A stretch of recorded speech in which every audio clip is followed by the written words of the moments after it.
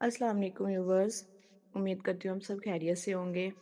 आज हम एक ऐसे इमाम का जिक्र करने जा रहे हैं जो ना सिर्फ अहले बैत के वारिस थे बल्कि करबला के जिंदा गवाह भी थे। ये वो इमाम हैं जिन्होंने तलवार नहीं उठाई लेकिन जुल्म की जड़ें हिला दी। ये वो इमाम हैं जिन्होंने लश्कर नहीं बनाया लेकिन इल्म की फौज तैयार की। ये हैं हमारे पांचवें इमाम, इमाम मोहम्मद बाकर अलैहिस्सलाम, जिन्हें रसूल खुदा सल्लल्लाहु ताला अलैहि वसल्लम ने बरसों पहले पहचानवा दिया था। हज़रत जाबर बिन अब्दुल्ला अंसारी रज़ी अल्लाह ताला अन्हा बयान करते हैं कि नबी करीम ख़ातमुन नबीयीन सल्लल्लाहु ताला अलैहि वसल्लम ने फरमाया, ए जाबर, तुम मेरे बाद एक फर्जंद को देखोगे जिसका नाम मुहम्मद होगा। वो इल्म को खोल देगा जैसे जमीन को चीर दिया जाता है। मेरा सलाम उसे पहुंचाना। यही वो मुहम्मद थे जो बाद में बाकरुल आलूम अलैहिस्सलाम कहलाए। इमाम बाकर अलैहिस्सलाम यकम रजब 57 हिजरी मदीना मुनव्वरा में पैदा हुए। आपके वालिद का नाम इमाम ज़ैनुल आबिदीन अलैहिस्सलाम और आपकी वालिदा फातिमा बिनते इमाम हसन अलैहिस्सलाम है। यूं इमाम बाकर अलैहिस्सलाम पहले और वाहिद इमाम हैं जिनका नसब इमाम हसन और इमाम हुसैन अलैहिस्सलाम दोनों से जा मिलता है। नाजरीन, करबला सिर्फ एक वाक़या नहीं, ये एक ज़ख्म है जो नस्लों में मुंतकिल हुआ। इमाम बाकर अलैहिस्सलाम इस वक्त सिर्फ 4 साल के थे, लेकिन उनकी आंखों ने वो मनाजर देखे जो उम्र भर ना भूले जा सके।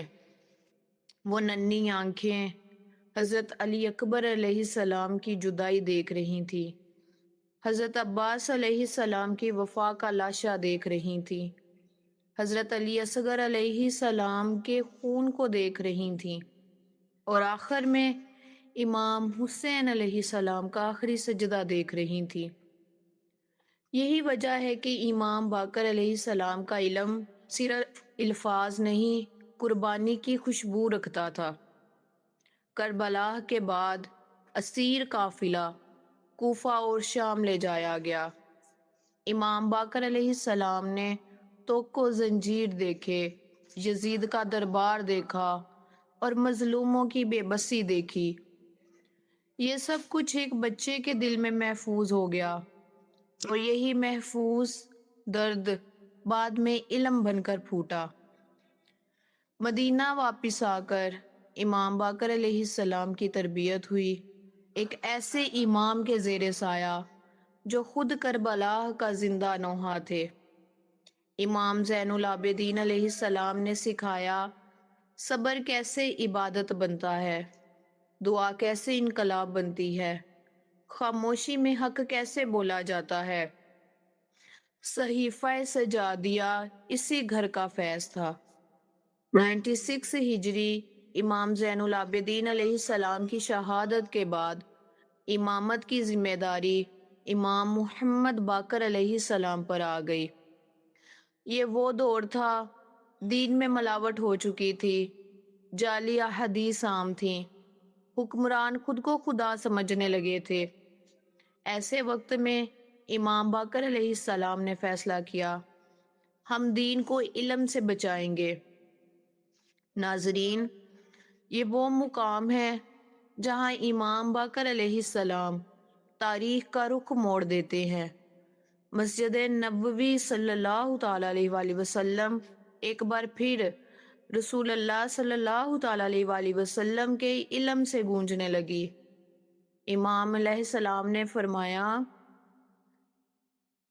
कि फ़िक़्ह को मुनज़्ज़म करें, तफ़सीर को वाज़िया करें। कुरान की तफ़सीर को वाज़िया आपने फरमाया, अहले बैत के असल अक़वाल महफूज किए।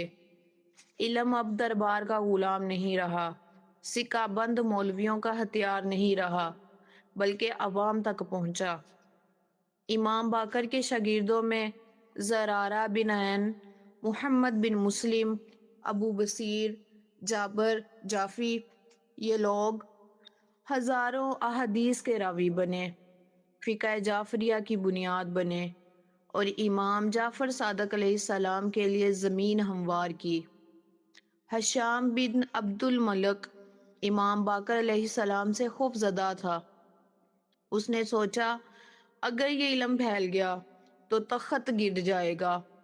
امام علیہ السلام کو دمشق بلایا گیا، لیکن جب امام علیہ السلام بولے تو دربار خاموش ہو گیا، کیونکہ طاقت شور مچاتی ہے، حق دلیل دیتا ہے۔ ایک شخص نے امام علیہ السلام کی توہین کی تو آپ نے فرمایا اگر تم سچ کہتے ہو تو اللہ تعالیٰ مجھے معاف فرمائے، اور اگر جھوٹ کہتے ہو تو اللہ تعالیٰ تمہیں معاف فرمائے۔ یہ ہیں اہل بیت کا سلام۔ 7 ذوالحج 114 ہجری امام علیہ السلام کو زہر دیا گیا اور امام محمد باقر علیہ السلام شہید کر دیے گئے۔ لیکن یاد رکھیں، جسم دفن ہو سکتا ہے، علم دفن نہیں ہوتا۔ آج امام باقر علیہ السلام جنت البقیع میں آرام فرما رہے ہیں۔ خاموش قبر لیکن گونجتا پیغام کہ دین علم سے بچے گا۔ تو اس ویڈیو کا اختتام میں اس دعا سے کرتی ہوں کہ اے اللہ، ہم تیرے حضور سر جھکا کر کھڑے ہیں۔ اے رب محمد صلی اللہ تعالیٰ علیہ وآلہ وسلم، اے رب آل محمد مصطفیٰ صلی اللہ تعالیٰ علیہ وآلہ وسلم، ہمیں امام باقر علیہ السلام کے علم کا حصہ عطا فرما، ہمیں جہالت کے اندھیروں سے نکال دے، ہمیں حق کو پہنچانے والی آنکھ اور حق پر چلنے والا دل عطا فرما۔ اے اللہ، ہمارے گھروں میں اہل بیت کا ذکر زندہ رکھ، ہمارے بچوں کے دلوں میں اماموں کی محبت ڈال دے۔ اے اللہ، ہمیں ظالم کے سامنے خاموش نہ بنا اور حق کے سامنے مغرور نہ بنا۔ اے اللہ، اگر ہمیں بولنا پڑے تو حق کے لیے بولنے والا بنا، اور اگر خاموشی بہتر ہو تو صبر زین العابدین علیہ السلام عطا فرما۔ اے اللہ، ہمیں امام باقر علیہ السلام کے علم، امام جعفر صادق علیہ السلام کی فقہ اور امام حسین علیہ السلام کی قربانی پر چلنے کی توفیق عطا فرما۔ ہمارے گناہوں کو معاف فرما، ہمارے حال پہ رحم فرما اور ہمیں اہل بیت کے ساتھ محشور فرما۔